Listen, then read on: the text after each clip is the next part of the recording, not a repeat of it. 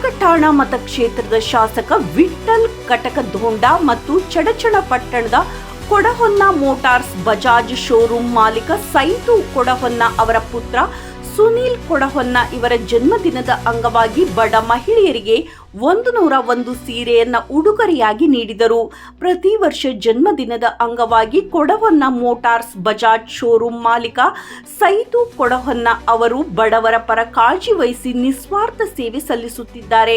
ಜನ್ಮದಿನದ ಅಂಗವಾಗಿ ಉಡುಗೊರೆ ಸ್ವೀಕರಿಸಿದ ಮಹಿಳೆಯರು ಅವರ ಜನಪರ ಸೇವೆ ಸದಾಕಾಲ ಹೀಗೆ ಮುಂದುವರಿಯಲಿ, ಅವರಿಗೆ ದೇವರು ಇನ್ನಷ್ಟು ಶಕ್ತಿ ನೀಡಲಿ ಎಂದು ಆಶಿಸುತ್ತೇನೆ ಎಂದರು.